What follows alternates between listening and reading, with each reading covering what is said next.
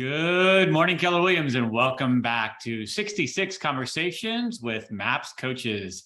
I'm here this morning with MAPS Coach Debra Pearlman. Debra, thanks for being with us. Why don't you introduce yourself and tell everyone a little bit about you? So, Marty, thank you for having me. So, my name is Debra Pearlman. I am a KW MAPS performance coach. Performance coaches, we coach to the whole person. So it's the mindset, the skill set, it's business, it's personal. My belief is that it's very intertwined. The more you grow personally, the more your business will grow. So that's why I'm a performance coach. Absolutely. I love our performance coaches, definitely working on the whole person, if you will, not just our business, but everything else that goes into building our business. So thanks for being one of our amazing performance coaches.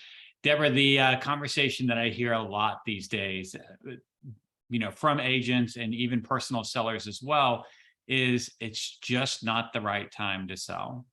Obviously, if we allowed that to be true, we'd have no listings and not a whole lot of business. So, right. Debra, what are you doing or what are you saying to agents who have that objection, clients that have that objection, sellers?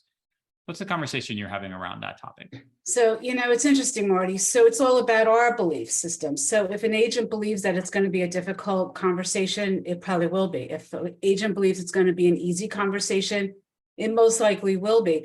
And I think what has to happen is the agent needs to allow a breath, get grounded, and really get clear on what's actually happening. What's the reality? So yes, has the market gone crazy in the last 6 to 8 months? Absolutely. Has it started to shift? Yes. Are shifts common? If we look back over a long period of time in history, there's always going to be ups and downs.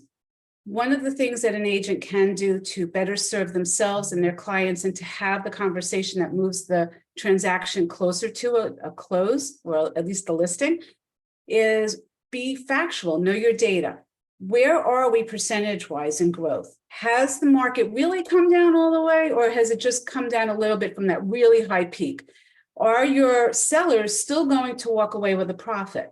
Are they still going to have the opportunity to walk away with the money that they need to net to buy or purchase or move to wherever it is that they want? The questions that you can ask somebody and redirect the conversation is, my favorite phrase, I'm just curious. So an example, I'm just curious. If I could show you how I have helped other clients and how my team has worked with other sellers in a way that allows them, even in this market with whatever you're hearing in the media, because I understand all of the frustration that can happen and the fear, we've yet to be stopped in selling a home or listing a home, which allows the seller to walk away with the money that they need. If I can show you how I've done it for my other clients, would it be any reason why we couldn't sit down for 10 or 15 minutes? Let me see how I can do the same for you. Absolutely. I love that. I'm just curious, right? And it builds into your value proposition that this isn't your first rodeo, right? That you've shown other people how it can be done. You have then done it. Now can I show you how it can be done too? I love it. What else? So one of the pieces is so very important. Always validate their fears and their challenges initially. So Marty, you mentioned that you're a little hesitant to list your home because of the fluctuating market and it seems a little bit murky, the waters. I totally understand that. And actually a lot of my clients and people that we've listed with have recently said that, and yet they're still able to, when we sit down and we really look at the numbers and we look at the facts and the data that shows that even in this crazy economy that everybody's hearing about in the news, when we really look at the facts and you take out all that noise, there's still people that are moving. There's still people that need to buy properties, that need to sell properties. It's the real estate market is still happening. Transactions are still occurring. Yeah. And then go back again to, I've done this for other clients. They've walked away with what they needed to net to make the investment or make the move that they were looking for. They're walking away with the money that they need to, that makes them feel like maybe it's a little bit less than what they would have if we were at the peak. And hey, if we had a crystal ball, we probably all would have sold at the peak, right? Sure. However, the market's not at the bottom and it's not lower than where it was a year or two ago. So you're still walking away with a profit. And just keep reiterating that.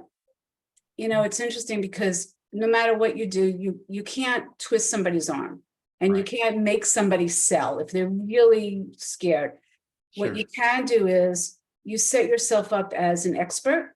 You set yourself up with somebody who is professional and ethical. And if at the end of the day, Marty, you're not really in a position right now, and I understand that. Is there any reason why I couldn't reach out to you again in 3 months? Let's follow up. Let's see what happens with the marketplace. And if you still need to make a change in your real estate life with what's happening, then let's have that conversation then. Would that be okay? Absolutely. I love the fact that you acknowledge the fear, and you let them know they're not alone, right? You are like many of my other clients who also express a similar fear of selling in today's market, and yet we move forward with those transactions and show the results. But I think it's not only acknowledging, it's qualifying, right? Like, hey, you're not alone. You are not the only one that's a little nervous or Right. been a little scared, and here were those results, right? And I also like the fact that you leave the door open to, ideally, the goal is to get the home sold today and quickly and for top dollar. And if that's just not possible, I still want to be your agent of choice when the time does come, right? When you are confident about the sale of the house. So great example. Any closing thoughts on that objection as we kind of wrap up? No, I think the most important thing is, again, you can't force somebody, obviously, to sell their home if they're not going to. The best thing that you can do is become their value-added partner. Show them the value that you can add either today or in 3 months, and then leave that door open for yourself so that another agent doesn't come in a couple months and take in where you could have walked into it. So. Yeah, you made an investment in that relationship. Continue to harvest it, and you never know, right? During that 3 months, they may not be ready, and yet they could certainly refer you someone who was, if you continue to foster that relationship. Absolutely, and yeah, and so there's a caveat, right? At the end of that, you always say thank you for that reminder, always. And you know what? Whether you're ready or not today to have this conversation, I appreciate this opportunity. And by the way, if you know of anybody who might be looking to buy or sell a property, would you be comfortable sharing their contact information with me or sharing my contact information with them?